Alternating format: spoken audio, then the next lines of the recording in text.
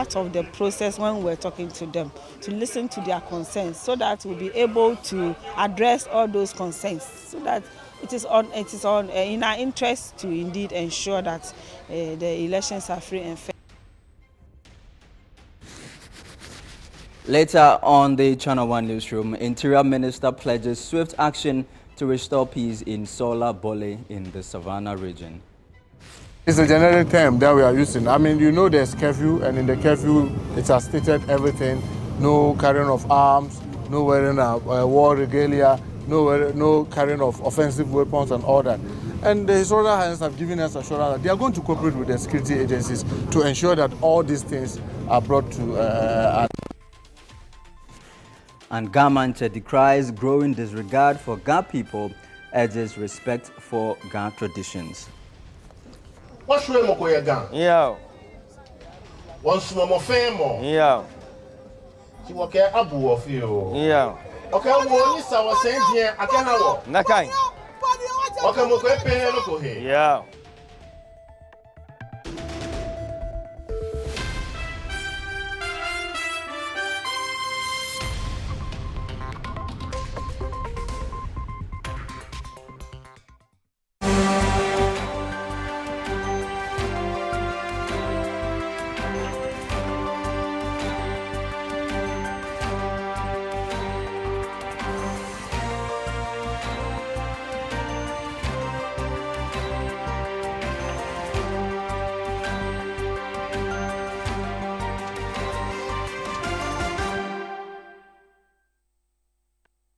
Grateful to you for choosing the ChannelOne Newsroom. Let's begin with the upcoming Akwatia by-election. The Ghana Police Service has dismissed claims that its deployment of 5,500 personnel for that upcoming by-election is meant to intimidate voters. According to the Director of Public Affairs, Assistant Commissioner of Police Grace Ansah-Krofi, the heightened security presence is aimed at safeguarding voters and residents of the constituency before, during and after the polls, not to create fear. ChannelOne News' Neoni Amate Kanaku, reporting from Akwatia, has more details on security arrangements and the final stages of campaigning by the major parties. On Sunday, the police service staged a show of force along the principal street of Boedia and Akwatia ahead of the September 2 by-election. ACP Grace Akrofi explained that the deployment of 5,500 officers will cover all 119 polling stations across the constituency 21 electoral areas, which have been divided into 9 security zones to ensure maximum safety. The Ghana Police Service has deployed massively to Akwatia, and our objective is to ensure that the election proceeds smoothly and we have a peaceful by-election. We are here to ensure the security of every person in Akwatia, including every person who will go out on the election day to vote. Once again, we want to assure you that if you see our men in town, just remember that we are here because of you. We are here because of your safety. We are here because of your security. As our Director General of Operations informed you the other day, our men are on the ground. Adequate vehicles have been deployed. Our mobile patrol teams are on. The Black Maria is also available. That is our mobile cells. We are here. Meanwhile, Member of Parliament for Ningo Pram and Minister for Communications, Digital Technology and Innovation, Samuel Nate George, has described the upcoming by-election as a humiliating embarrassment for the opposition New Patriotic Party NPP. A humiliating embarrassment for them, that much I can assure you. We are confident that the second election for this constituency that's happening on the 2nd of December is going to be a second endorsement of the NDC's good governance for lawyer Bernard, who is also the second on the ballot paper. So it's obvious. I mean, everywhere you go through town, we did a few church services today. At a point in time, one of the church services, I turned to Mamaga Jifa and asked her, is this a church service or a rally? Because it was separate that the church was dancing to. And what hit me was they said, Mahama Beye. Responding to allegations of vote buying, Sam George criticized the NPP, calling it the National Problem Party, and asserted that the governing NDC should be credited for putting taxpayers' money to good use through nationwide development. Drip equipment were bought to construct roads. In fact, we should be credited that we're putting the taxpayers' money to good use. They bought the drip equipment and couldn't use them.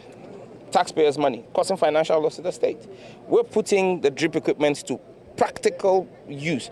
When we fix the road, and don't worry, even the drip equipment, like I said, they haven't paid for it. John Mahama is going to pay for it because John Mahama fixes every mess of the NPP. But the reality here is, when the road is fixed, do they ask you, are you NDC or NPP before you use the road? That's the problem of the NPP. For them, everything is about blue and white or red and green. But for us, it's about the red, gold, green. Tourism, Culture and Creative Arts Minister and MP for Ketu South, Jifa Abla-Gomasi, along with Dome Kwabenya MP, Elik Blim Akolugu, and Sam George all expressed confidence in an NDC victory. Akwatia, over the 8 years, what is there to show? That's the question I'm asking them, and I don't have answers. And as Sam George just said, in the 8 months that we have been in power, they've seen something they can, tangible, something they can make reference to. Look, we all learn from examples. If you have these kinds of examples, what are you going to look for? On the campaign trail for the NPP, former Education Minister and flag bearer hopeful, Dr. Osei Educhum urged voters to focus on competence rather than party affiliation, as he canvassed door-to-door support for NPP candidate Solomon Asumedu, particularly within Akwatia's Zongo communities.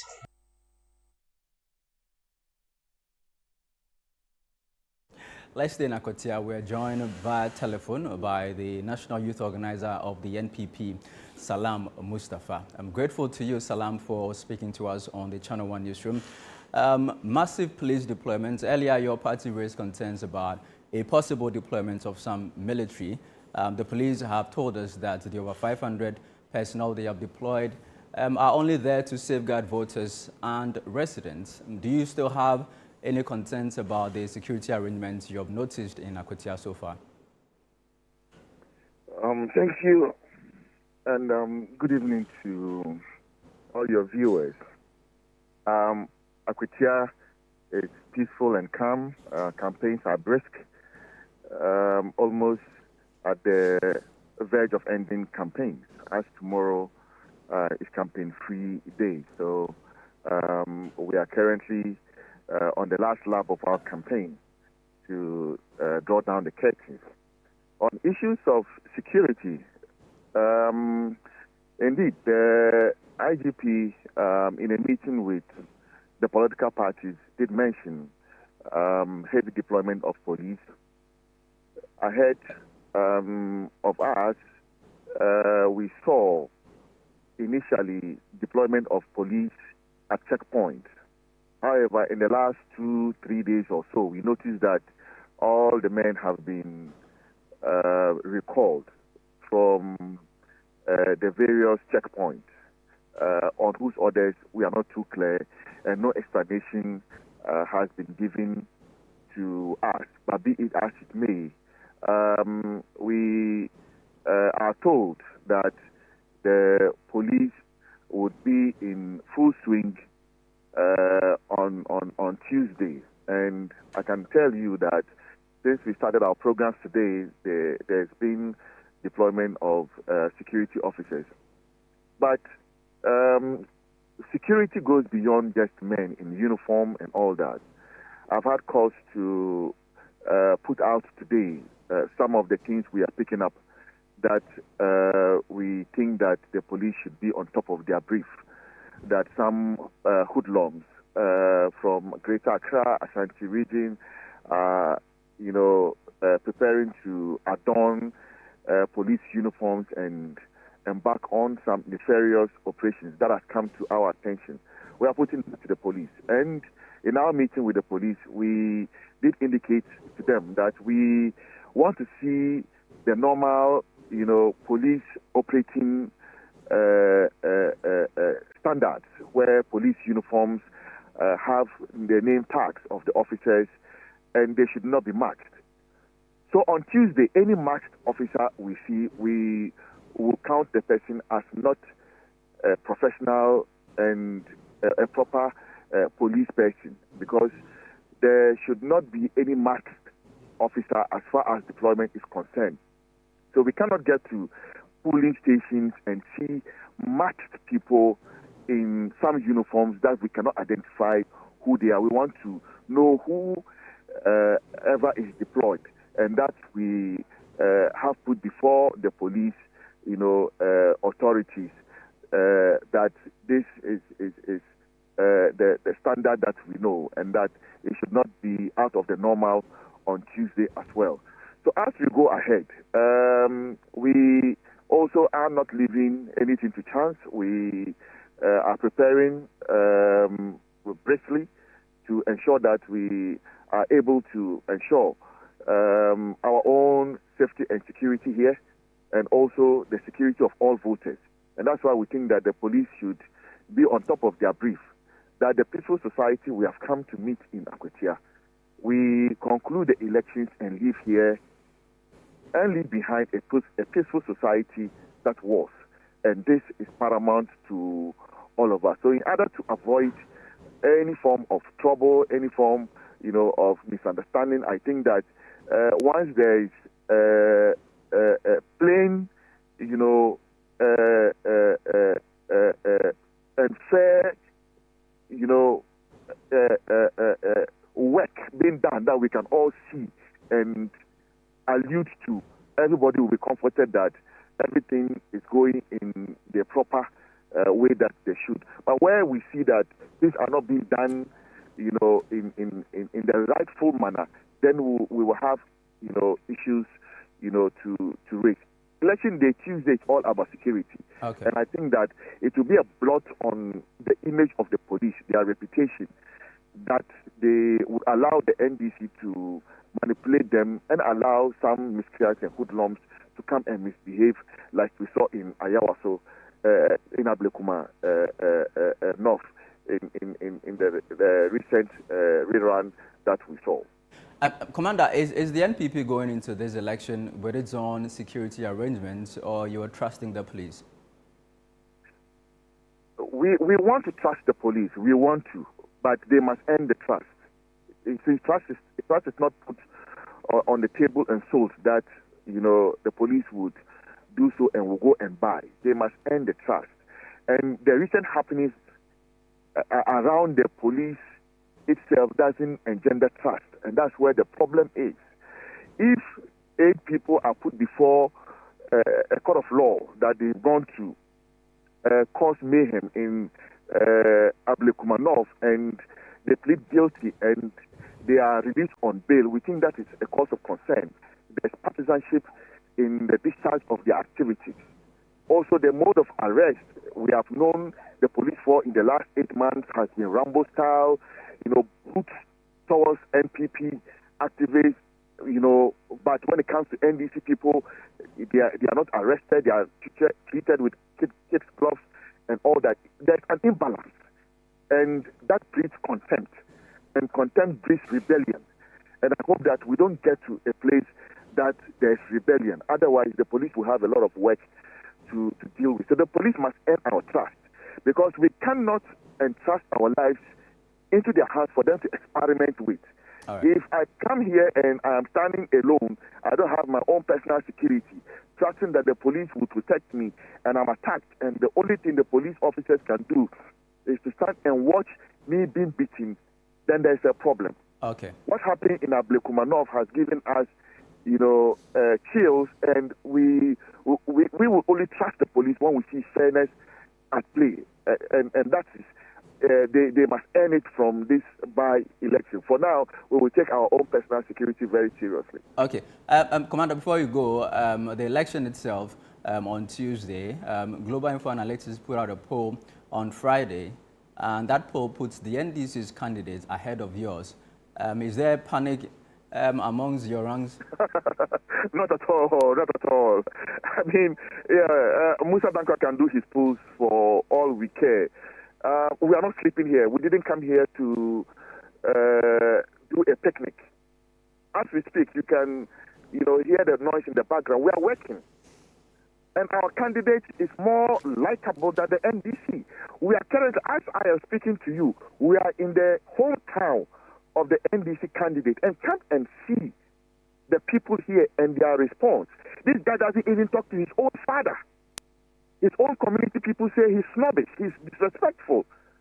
So they are ready to vote for the NPP person. I have gone to NDC strong areas who say that they will vote for the NPP candidate, Esumedu, because they know Kwame Esumedu is a good listener, is a good giver, is a good leader, and therefore they will vote for him. So whatever the polls, people do, they can have the polls. We will have the drought, and we are working it. We are going to work and end every single vote. When you see, the kind of work we have done, not so much social media, but going to the voters, and talking to them and assuring that this by-election will be incident-free, there will not be violence, they should be free to come out to vote. And we know that, by the grace of God, we will honor our late brother Ernest Kumi with a resounding victory. Thank you very much. Salam Mustafa is the National Youth Organizer for the NPP, speaking to us from Akwatia, where a by-election will be held on Tuesday, September 2. Now, everything about that by-election will be live here on ChannelOne TV and also on City 97.3 FM. Let's go to another by-election that's upcoming in Tamale Central, and because all 12 aspirants vying for that Tamale Central constituency parliamentary seat have successfully passed the vetting process with the primaries set for September 6, 2025 at the Aliu Mahama Sports Stadium in Tamale. Party leadership of the NDC is urging all aspirants to conduct their campaigns peacefully and refrain from personal attacks on fellow contenders. Our Northern Regional Bureau Chief, Shawana Yusuf, has more in this report. The vetting panel, chaired by NDC Deputy General Secretary Lawyer Barbara Sewa Asamoah, concluded its work shortly after midday, clearing all 12 aspirants to contest in the upcoming parliamentary primaries.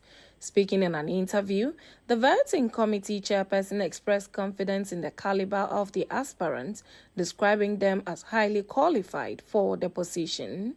She also reaffirmed the party's commitment to ensuring a transparent and credible election process in the Tamale Central constituency. We took time, and we also allowed you to be part of the process when we're talking to them, to listen to their concerns, so that we'll be able to address all those concerns, so that it is in our interest to indeed ensure that the elections are free and fair, especially when it's such competitive, and knowing that whoever emerges as the parliamentary candidate is already in parliament, the stakes are very, very high. And so it's whatever we will do as a party to make sure that the elections go free and fair, we have to do it so that we don't get any acrimony at all after the election, especially looking at the circumstances that we find ourselves in. Some aspirants speaking to ChannelOne TV pledged to lead a peaceful and issue-based campaign as the primaries draw closer. I have a burden, I have a responsibility to discharge to the constituent. My pledge and prayer is that if they give me that responsibility, I'll actually do and deliver what President Mahama has promised to the good people of this country. And this constituency or this country would be a better place. Other contenders also expressed optimism about their chances, sharing their perspective with ChannelOne TV. We just have to be patient. It's God who chooses. We are all in here. It's only God who will choose the winner. So we just have to be patient. Everything in life is about patience, and we need to be patient.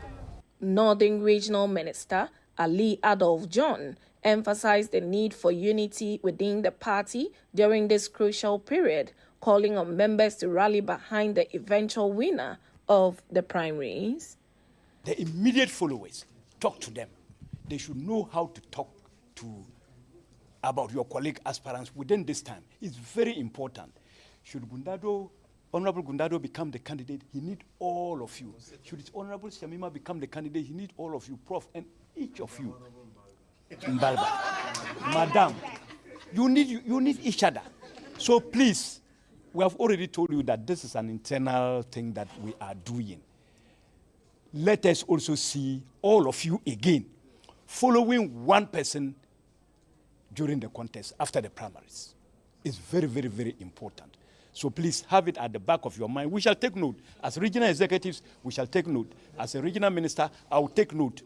After we have finished these primaries, those who will come out and follow the candidate to do the next round of the final round of the campaign, I'll be watching. Tomorrow, you never can tell anything. We don't pray that our MPs should be dying.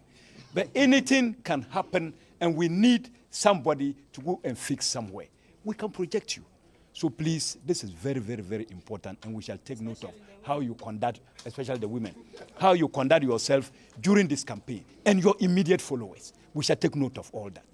Otherwise, they will scare the rest from following you should you become the candidate, and that will not help us. All 12 aspirants vying for the Tamale Central constituency seats have gone through vetting successfully, with all of them having to kick the grounds running in anticipation of winning the seats after the primaries, which is scheduled for 6 September 2025. Party executives are warning that any candidate who has supporters fomenting trouble in the area in the lead up to the primary scheduled for 6 September would be dealt with massively. For Channel One News, my name is Shawana Yusuf, reporting from the Northern Regional Coordinating Council here in Tamale. Now, back in Accra, the capital city's worsening sanitation situation has become a major concern, with mountain waste threatening public health and the environment. Jubi Rafia Kintin reports on the growing menace and efforts by authorities to curb it. Filth, and more filth everywhere. That's the reality of Ghana's capital, Accra. From bustling highways to quiet back streets, open gutters to lorry parks and shop fronts, to residential areas, piles of garbage, locally called bola, have become part of the city's landscape. This deepening sanitation challenge is fueling outbreaks of cholera, typhoid, malaria, and other hygiene-related illnesses. Data from the 2021 Population and Housing Census by the Ghana Statistical Service reveals that only 51.4% of urban households have their solid waste collected. This means nearly half of residents lack access to basic waste management services. The Accra Metropolitan Assembly's 2020 report paints an even grimmer picture. The city generates about 3,000 tons of waste every day, yet only a fraction is collected.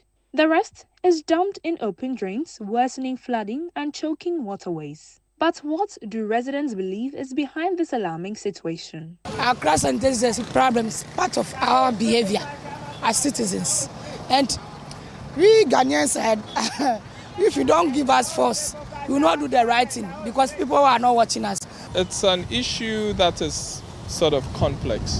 One of them is got to do with the provision, like the fact that there are no bins, that are readily accessible for people to put in their stuff. So it's also an attitude thing where people sort of feel that it's okay to just litter. Our district assemblies are not working at all. They are not doing anything better to help us. And sometimes we have this dirt and debris around. When you complain, no one comes to work on it. Then cholera might spread out or the rest. 100% of the Ghanaians are dirty. Yeah. In fact, I am dirty. We are all dirty. Yes, let's put it right, because we might take pure water sachets, for instance. Everywhere has pure water sachets. You might just take it and just drop it on the street thinking someone will come and pick it up. But at the end of the day, it doesn't get picked up. Greater Accra Regional Minister Linda Oklu echoes these frustrations, pointing fingers at the inaction of Metropolitan, Municipal and District Chief Executives MMDCEs. I'm extremely disappointed with the level of inefficiency and complacency being exhibited by some of our chief executives. At this stage, excuses are nothing but an embarrassment to the people we serve. The sanitation situation in this region is unacceptable. It is a core responsibility. The stench, the filth, the choke drains are a reflection of your failure to lead from this moment.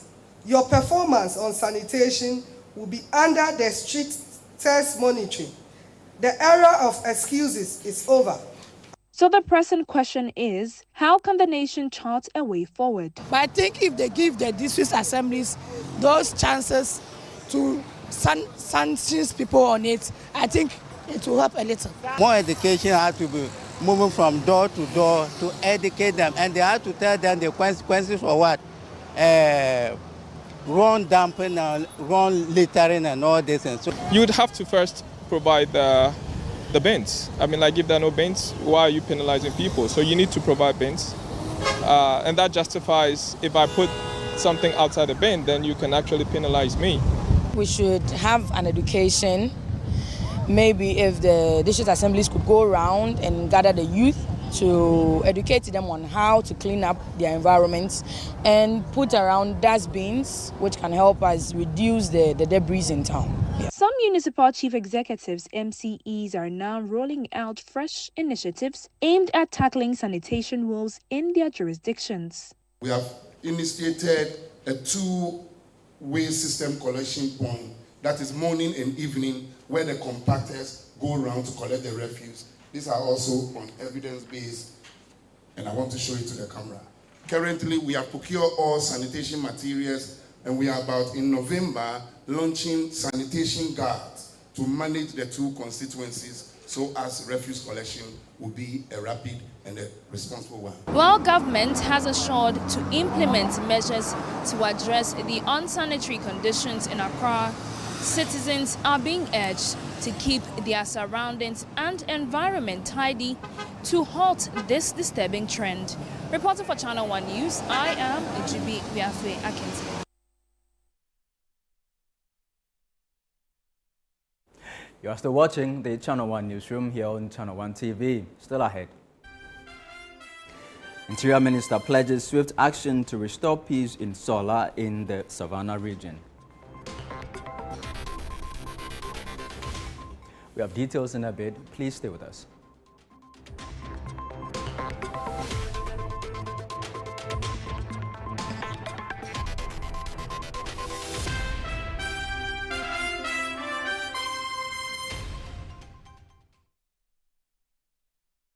Hey Ghana, so you people know Miss Brother once more. If you knew, it's your boy. Kill them all. But this time, I'm not only killing mosquitoes, I am killing the great. See, this wouldn't have been possible if I didn't have the perfect mosquito-free atmosphere. Thank you, Out Insecticide. And yeah, Out Mosquito Coil. For a mosquito-free atmosphere, trust Out to... You are not serious. Out Insecticide. So ya boa, faha. In Ghana, West Africa, the mornings are somewhat, if not for the perfect companion. What a good day to start. Work is always effective with NASCO Home Appliances. Good vibes only while you wait. The feeling hits very deep. Enijepa, I want NASCO fear. NASCO, bring home happiness.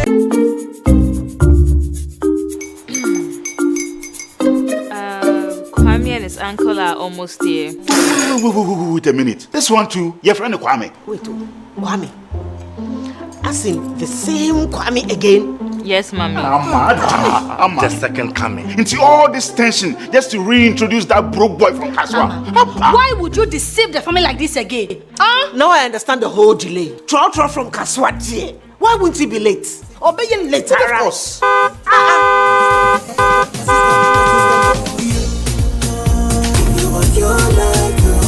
Star 712 hash, star 712 hash. You go be the luckiest. Coffee from Georgia be luckiest. From not the cause she be luckiest. Yeah, you go be luckiest. No matter why you're luckiest. Everybody go be the luckiest. That's Kwame! Send your God up boom. If you put it toy, so would the coming of the Son of Man be. Hey! Is that his car? Everywhere. Dial star 712 hash. Choose your ticket. Enter your lucky number. Follow the prompts and let destiny handle the rest. This promotion is regulated by the NLA on the Caritas platform.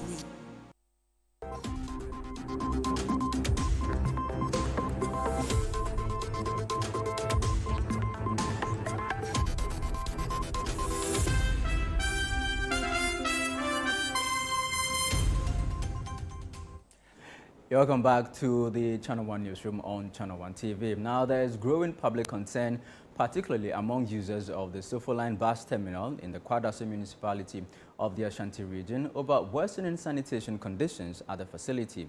Field is steadily engulfing the terminal with piles of uncollected refuse in dustbins, raising serious health concerns for both drivers and passengers. This situation poses a threat to progress towards sustainable development Goal 3 on good health and well-being, as well as SDG 6 on clean water and sanitation. Channel One News' Bureau Chief for the Middle Belt, Hafiz Tijani, has more. The Sofoline bus terminal is one of the busiest transport hubs in the Ashanti region, serving hundreds of passengers daily. However, the poor sanitation conditions have rendered the facility both unattractive and unsafe, undermining efforts to achieve SDG 11 on sustainable cities and communities. Food vendor Mata Abrefi says the environment poses a threat to her livelihood. She laments that refuse from uncollected dustbins often scatters across the terminal, worsening the situation.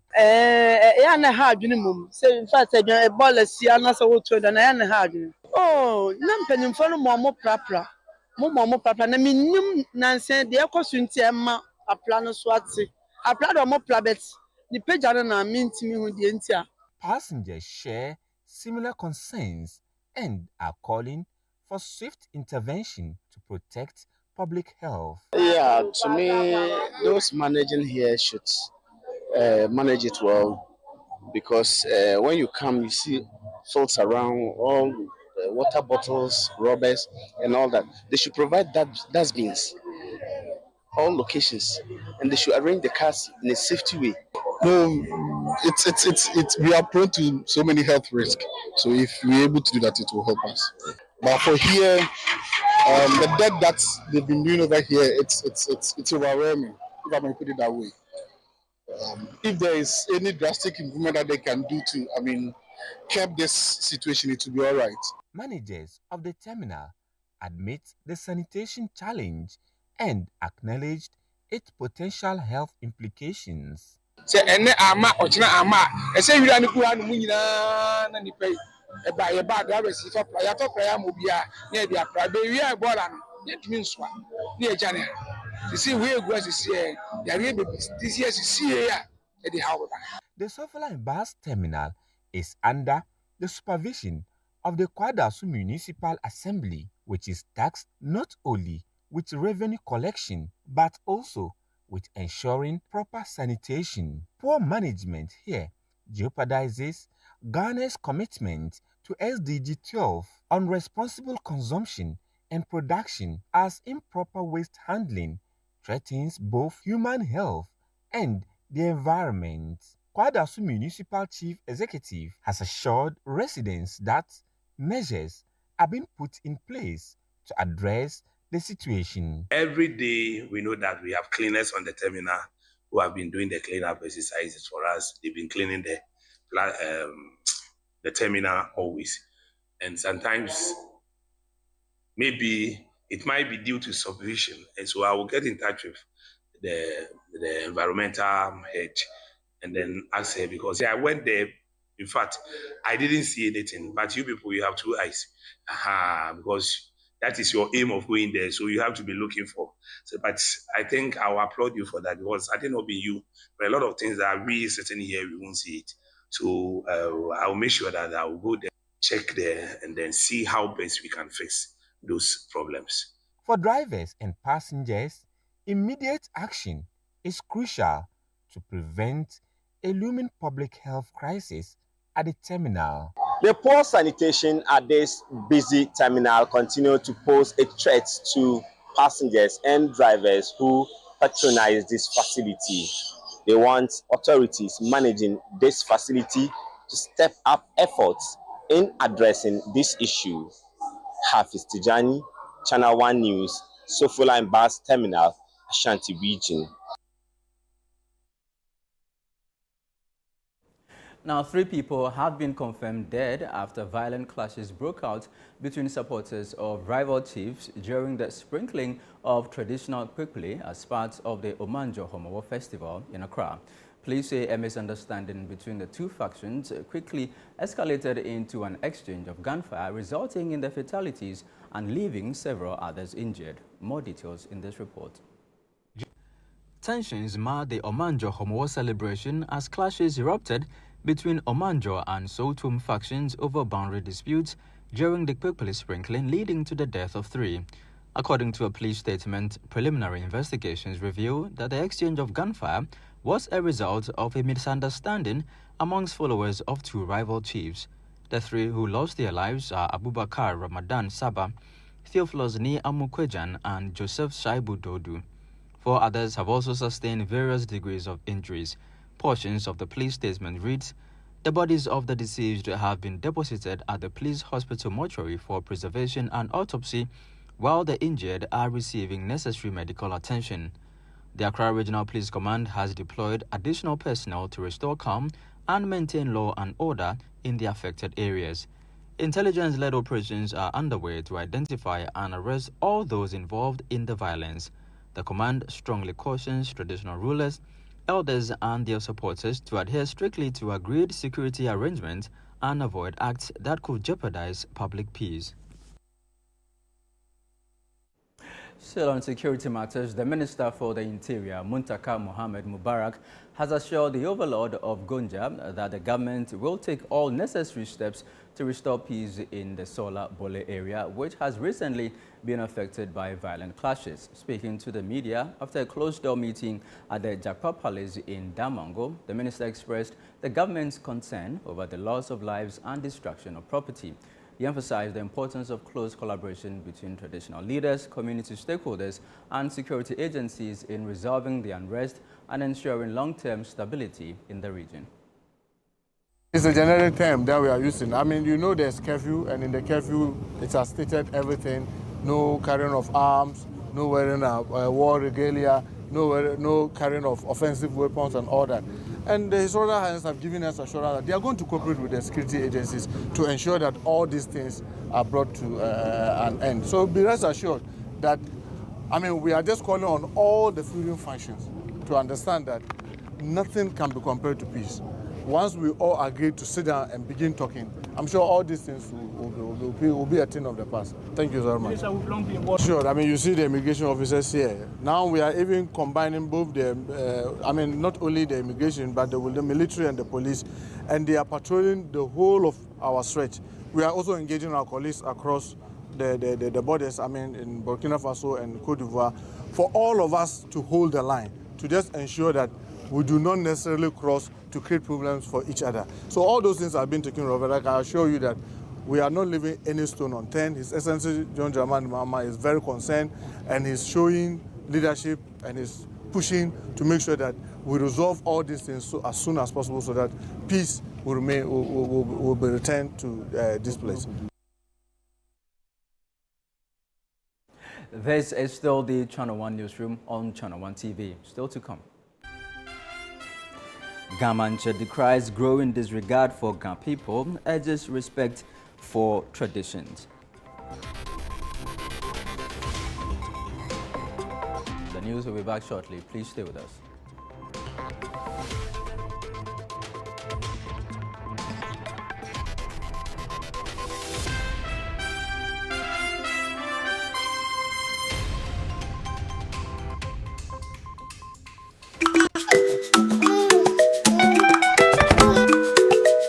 How may I help you today? We'd like to open a bank account.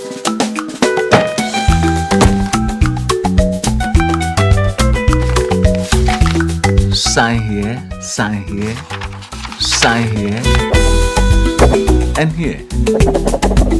And now you draw direction to your house. I need your thumbprint And I'll need your birth certificate too. No, I need the original. A lot has changed since you bank like this. So have we. We've made it easier than ever to open an account online and bank on the go through our mobile app, online banking, and more. EcoBank, a better way to bank your way. Sign here, and here. EcoBank, the Pan-African Bank. Looking for a one-stop shopping destination for all things made in Ghana? Eager to experience a remarkable fair that showcases the richness, creativity, and innovation behind Ghanaian products and services? Then get ready for the This is Ghana Exhibition 2025. The This is Ghana Exhibition highlights the brilliance of Ghanaian entrepreneurs, artisans, and businesses who continue to shape the narrative of homegrown excellence. This is Ghana's biggest trade fair and exhibition, bringing together SMEs, startups, research and manufacturing sectors, indigenous corporate bodies, and local creatives in one exciting space. The This is Ghana Exhibition 2025. Come explore, engage, and be inspired by the businesses and brands that are redefining made in Ghana across every sector. Get ready to be thrilled by live performances from Kwampa and the electrifying Inchin Band, adding music, rhythm, and culture to the celebration. The dates: Saturday the 6th and Sunday the 7th of September 2025. Time is 10 a.m. through to 5 p.m. each day. The venue is the A4 Sutherland Children's Park. For inquiries or participation details, call us on 0205-973-973. The This is Ghana Exhibition 2025 is powered by ChannelOne TV and 97.3 City FM and is proudly sponsored by MTN, EcoBank, Side Hustle by EK Brand Consult, Ghana Enterprises Agency, Ghana Export Promotion Authority, Ghana Exim Bank, and AVV Rise, and is supported by Twillium Industrial Company Limited and Build Financial Technologies.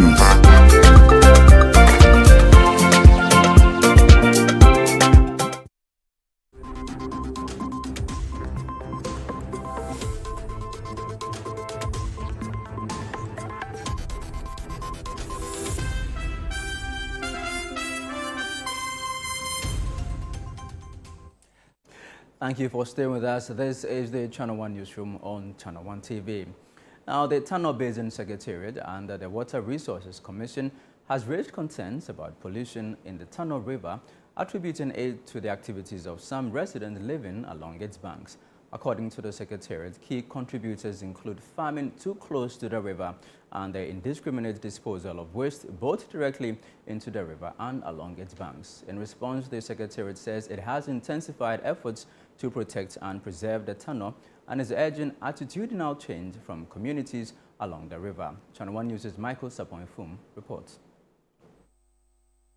The Tano River begins its journey in Techimai in the Bunu East region, flowing over 500 kilometers before entering the Atlantic Ocean in the western region.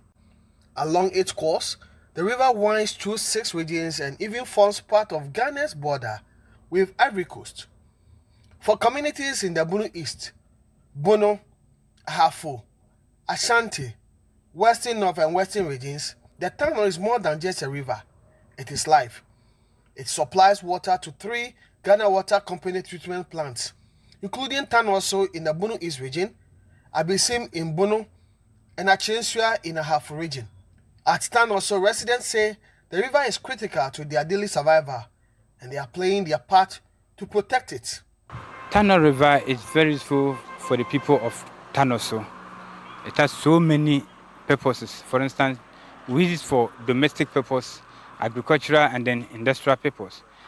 Domestically, we use it for washing, bathing, cooking, drinking, and so many other purposes.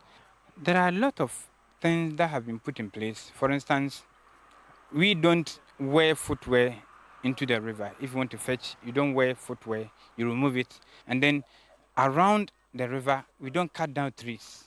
Nsuo de nyama bibiri enwa na de anyoa enwa so na de sanom so mutu pipe ma atrisi ya etimbe sanso ni be de enom enwa so na afomfo de ye adwuma atrisi no ye bo ho ban se bia polythene kra no ntimi fanto hat se bia bola ne ade de ha de ntimi fa binye de emma ha fri senso na enwa na ye nom ɛno aso no ɛsa yɛ ade bebree ɛtumi de yɛ aduane ne nneɛma bebree. But at Enyinabrem, a community in the Techiman municipality of the Bunu East region, the story is different. Poor environmental practices and indiscriminate waste disposal are threatening the river's health. Two concerned residents share their frustrations. But their question there, Obiani Jones, since you are a supplier, I am there, and you can claim a fee ban. Among the campaign, yes, ramping for saying campaign for Boya. No more to Omana Abba Abba, no more than Mra out to Kwama Manaya Juma.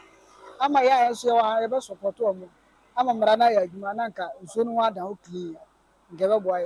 Oh, mani nje ho because although the entire mani nje no say nso no nipa dodo na use me ameti nso no use nso no ti so bi ye nso no basa na me hu a seriously mani nya the engine because at times no ye hu say bi no say like nso toyi no bi say that show ball agum. Efforts to get officials of the Ghana Water Company to comment on the impact of the river's condition on their operations were unsuccessful. However, Solomon Danso Ankama, Deputy Director at the Tano Basin Secretariat of the Water Resources Commission, has been shedding light on the situation. We have agriculture.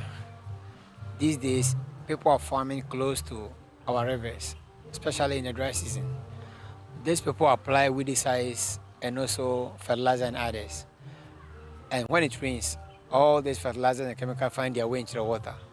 But unfortunately, because sometimes these fertilizers and then pesticides doesn't affect the stability of the water much, as Ghanaians, we're not talking about them. But if you analyze the water quality, you see them showing.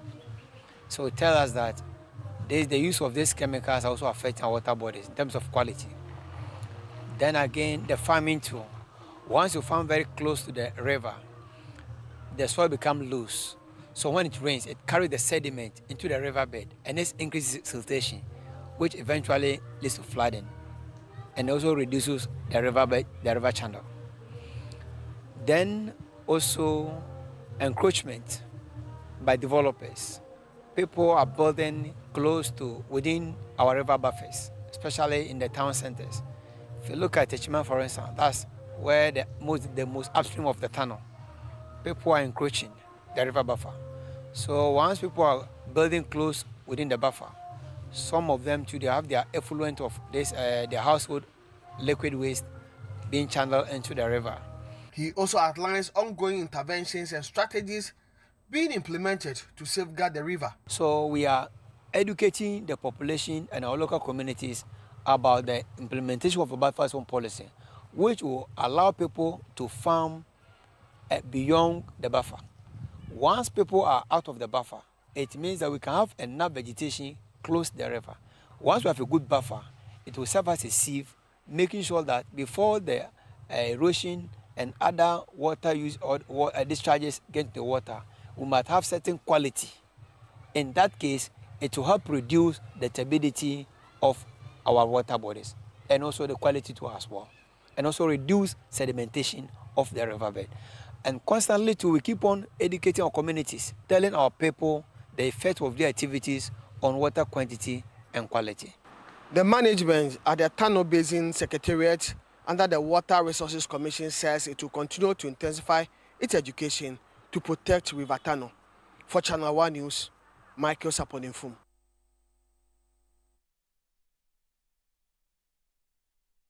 Now, the Gamanche, King Takite Kotru II, has expressed concern over what he describes as a growing disregard for the people of Ghana, despite their role as custodians of Ghana's capital city. Speaking at Edeba to climax the 2025 Homowo celebrations in Pom, the Gamanche stressed the importance of respecting Ghana customs and traditions, even in the cosmopolitan setting of the Greater Accra region.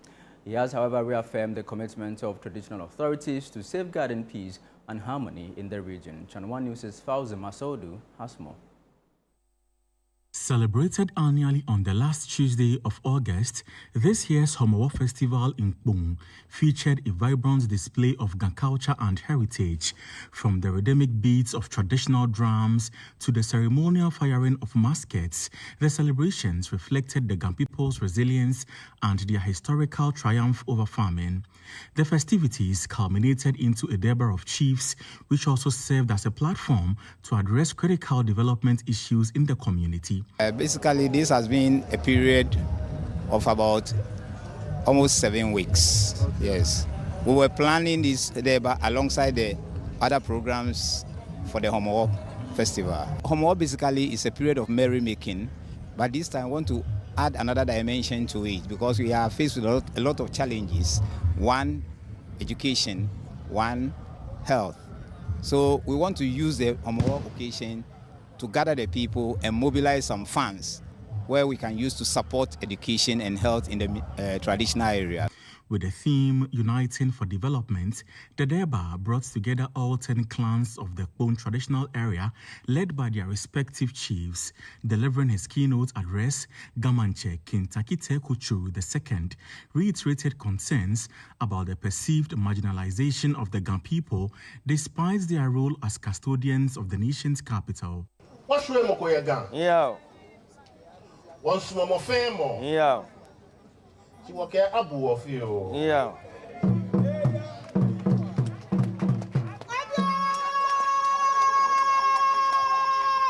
Okay, we need our same here. I can't have. Nakai. Okay, we go pay look here. Yeah. Bonnie was G. Yeah. Bonnie was G. It was capital name. Yeah. Greater Accra. Yeah.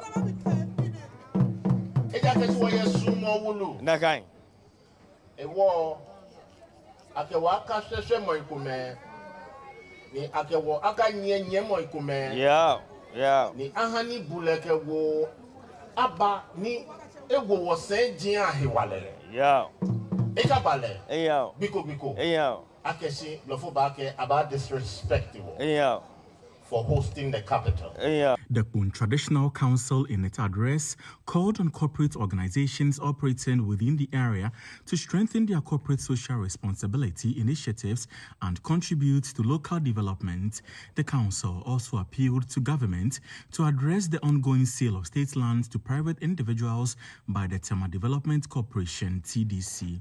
Let me also appeal to government to compel TDC Ghana Limited to return to its core mandate of using acquired lands for the public good rather than selling them to individuals.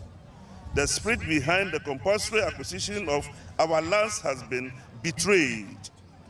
We can no longer sit aloof while TDC and some of its officials turn land owners, leaving my people landless. The repercussion could be there, and I urge government to act swiftly. In a sideline interview, Member of Parliament for Kpong Katamanso, Joseph Tete Akwatia, revealed that processes were far advanced for the passage of a legislative instrument to upgrade the Kpong Katamanso municipality to a metropolitan status. 2021 population census put Kpong Katamanso 417,000. I mean, the highest population in the whole Ghana. When you look at district by district, KMA is number 1, 443,000. But they have 4 constituencies. But Kpong Katamanso, 1 constituency, 1 district of 417,000. So we realize that there's the need for the municipal status to be upgraded to that of metro. That's why we attract some resources into the constituency. And luckily, last year, November, we were elevated to that level. But the LI has to be passed. And so I've consulted with the local government minister and also the rest of the people who matter in this.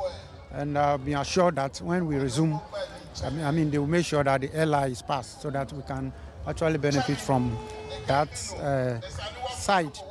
For the people of Kpong, Homowo is more than a celebration. It is both a reflection of their cultural history and a vision of their collective future. The celebration of Homowo in Kpong has largely been linked to the need to champion socio-economic development in the area and other adjoining communities. Reporting for Channel One News, Fauzu Masaudu, Boom. And that'll be all for this edition of the Channel One Newsroom on Channel One TV. Do visit our website, channelonenewsonline.com, for more information on our top stories and more.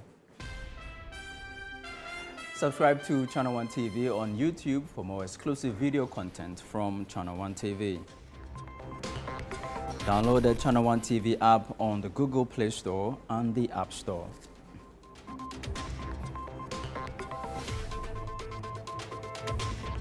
I'm Charles Osukumi. Many thanks to you for watching.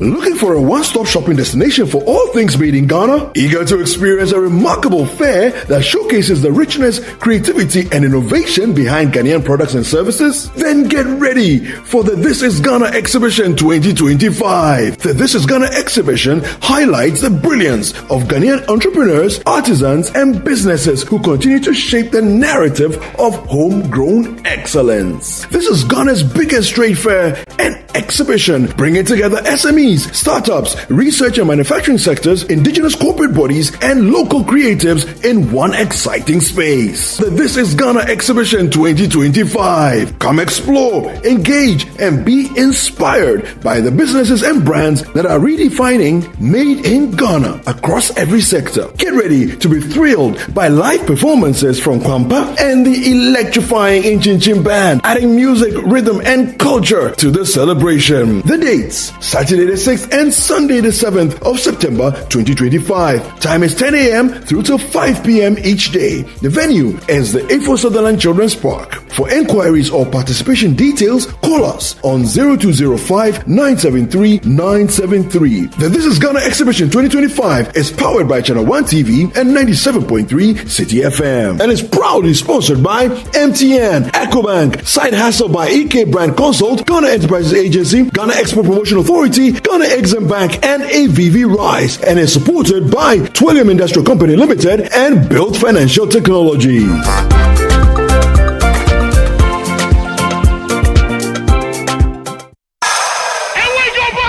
Let's get into the world of sports like never before. You know how we do it on Fridays. Join us every Friday at 7 p.m. on 97.3 City FM for Sports Panorama, your ultimate destination for all things sports. One of the biggest scandals in this country's history. Yeah. You can't spend 250 million USD and come out with that. From the thrill of association football to the excitement of basketball, tennis, athletics, and even emerging sports, we cover it all. Whether it's the Premier League or the latest NBA showdown, we bring you the stories behind the stars. Getting an opportunity to become a national team coach, he should understand the politics around football. And don't miss the prayer of the rabbi. Joe Zabal. How Zabal there? We're not just about the games, we're about the community. If you are going to be given this kind of treatment, then you need to be that guy. When I look at him play, he is not it. or when it's time for Don't Call Me. Join the conversation as we connect with fans across the country and beyond. Watch the latest updates, send us your thoughts, and we'll feature your comments live on air. And remember, we like to hear your predictions for matches and your thoughts in general. Think you know who's going to win? Let us know. Big shout outs to my YouTube people. Tune in every Friday at 7 p.m.